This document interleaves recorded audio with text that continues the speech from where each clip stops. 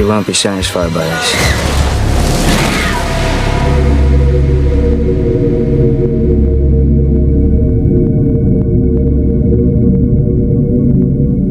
The story of Jack the Ripper is one of the most famous unsolved murder mysteries of all time. Trying to uncover his identity has fascinated us for over 100 years. Directed by the Hughes brothers and starring Johnny Depp, Ian Holm, Robbie Coltraine, and myself, From Hell brings a very human face to an inhumane series of events. I was always attracted to the story of Jack the Ripper. I was always fascinated with the case. For people who aren't aware of the Jack the Ripper case, they never did catch the murderer. And this movie's about 5 prostitutes in that area who were witness to a marriage of their friend to a mysterious guy. And for some reason, their friend ends up missing, and they start getting picked off one by one. It's a very kind of complicated and interesting theory about who he was, and you meet a lot of characters along the way and you wonder who it is. Sometime this evening a banktail was murdered in George Yard. That doesn't sound much out of the ordinary. It was the way she was done, Inspector. It was the way that she was done that cries out for a man of your talents. Inspector Aberline, based on a real guy, is assigned to Whitechapel to investigate the case and try and crack it, find out who the Ripper is. I believe this was done by someone with at least a working knowledge of dissection. Aberline has these visions, and he has this kind of special gift where he has flashes of what is going to happen in his dreams. I saw her face. You know, they used to burn men like you alive. Aberline, during his investigation, meets, in fact, all of the prostitutes and Mary Kelly. You're Mary Kelly, is that right? That's right. I want you and your friends over to the streets until we can sort this thing out. Mary Kelly. I'm a prostitute, and I live in London in this slum called Whitechapel. Myself and all my friends are on the brink of starvation. We're just trying to get through the day, and different friends are being killed by Jack the Ripper. And I help Johnny Depp in his investigation. He becomes especially close with Mary Kelly and finds out through his investigation that she is next in line to be visited by the Ripper, and it becomes more than just the investigation. It becomes emotional for him. He falls in love. You have visions about me? Most definitely.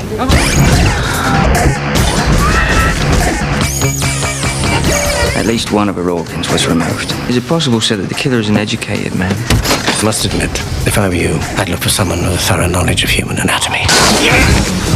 Could have been anyone. These girls might have very well known the guy. And at the same time, it could have been some major conspiracy. It's impossible to know. He's not merely killing them. He's punishing them. He's out of his mind. The great thing about this movie is it's just this great mystery, and it's really smart, and you don't really know, who it is until the very end. Jack the Ripper's not finished.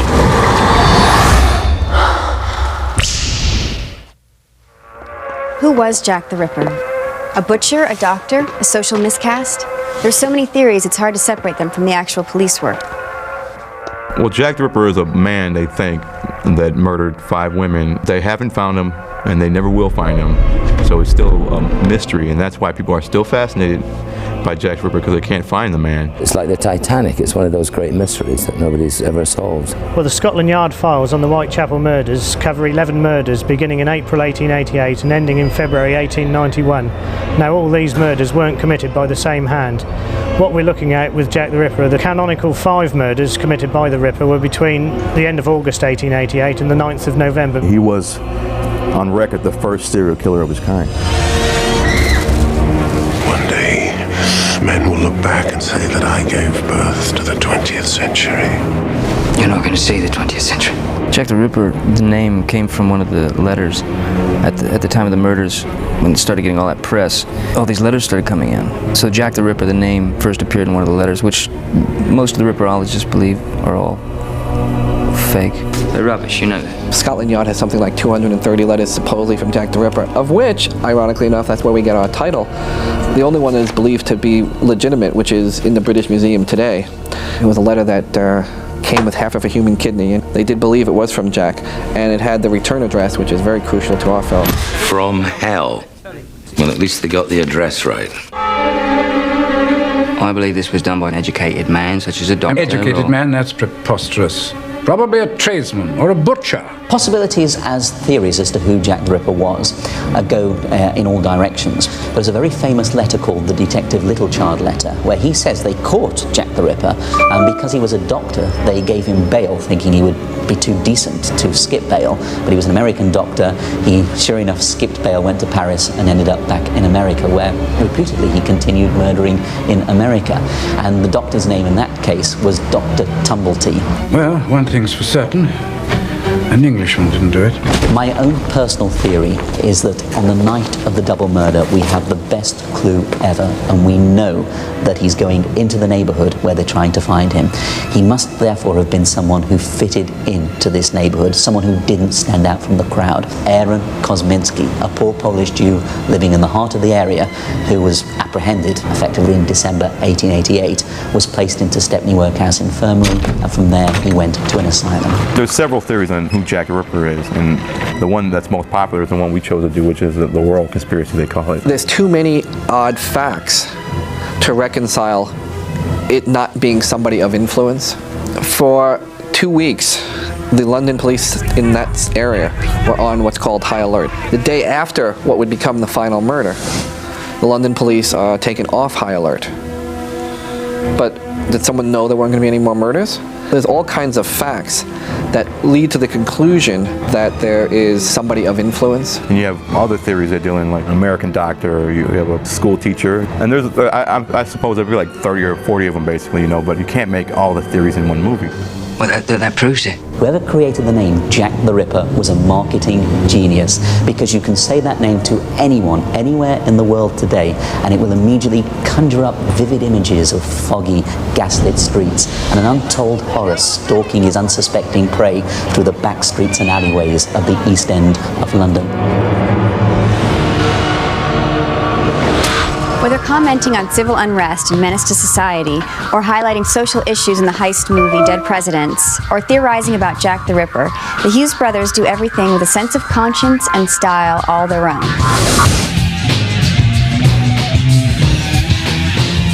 At a young age, I remember hearing the name Jack the Ripper and never knowing who he was. I just remember that name and Ripper, like, what kind of name is that, you know? What initially caught our interest about the Jack the Ripper legend was when we were little, we saw this In Search Of episode with Leonard Nimoy where they chronicle a lot of things, but this episode was about Jack the Ripper, and it like scared us. I just remember it stuck in our head, the fog and all that, the cape and the knife and the women, and like everyone, we always had like a fascination with it, kind of like the JFK situation where it was never solved. He didn't finish. He won't be satisfied by this. One of the interviewers asked the Hughes brothers, they said, you know, well, why are you guys from the street doing this period English piece? You guys are American, blah, blah, blah. And they're like, well, did Steven Spielberg need to hang out with aliens in order to make E.T.? You know, he's like, we're doing a film about street violence, and that's what our other films have been about. This film fits into the same style of film we like to make because it deals with violence and you deal with the streets. It's a whole set of different rules. But when you're talking about like 20th century ghetto and then, you know, 19th century ghetto, they're both pretty similar in a way, just without the same tools. You know, there's knives instead of guns. So background, now, and action. There's more than one then.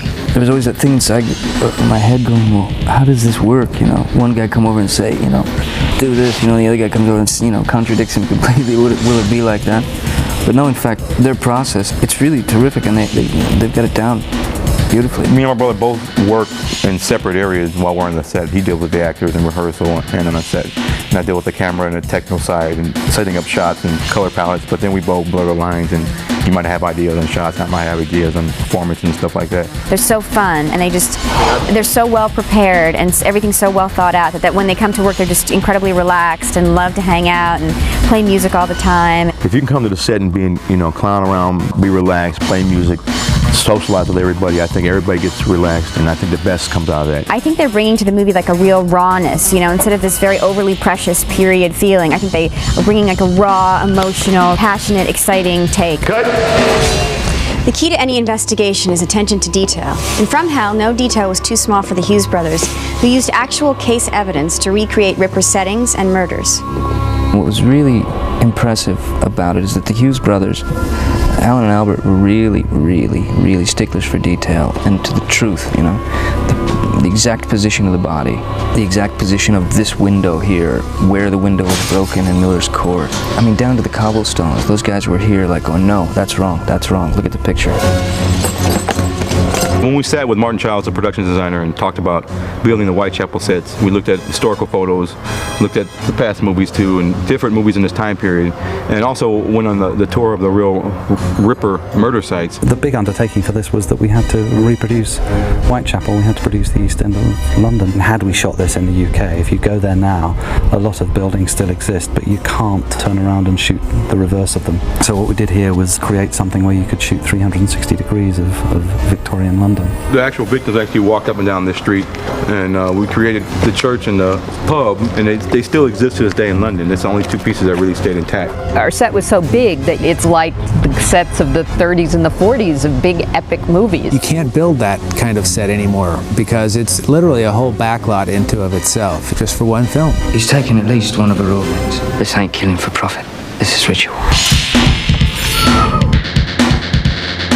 We did a lot of research actually for this film. So we had documentaries, talked to researchers and ripperologists, is what they call them, guys that are really into the whole Ripper mythology. A lot of work has been done, a lot of research by the directors and the art design people into the actual scenes of the murders. They've looked at the victim photographs to get the injuries exactly right. I think this is going to make for a very interesting movie. All of the murder sites are well documented and we've reproduced those to the nth degree, really. Some of the murders, you can actually obtain photos and see a lot of what was around the bodies, you know, and how they were found. Some of them, they have less material on, but we had to connect the dots or go find police records and read the descriptions, you know, and paint in everything there and use these ripperologists that actually also to help us. The body positions are pretty accurate, and then the cuts on all the victims are exactly the same as the victims from 100 years ago. The murders were so horrific because they've recreated them for the film, and we've walked on the set, Johnny and I, and gone, oh my God, and not being able to look at them. Fetch the ambulance. It was fun looking at them for the first time, like when they built the prosthetic bodies, because nobody's had a chance to see the damage he did to these victims, and then you see the progression of how badly mutilated they get by the end, and how much more crazy he gets along the way. Hell, Natalie. We are in hell. From Hell takes a look in one of crime's darkest minds. Whatever your theory, one thing's for sure. It's a hell of a story.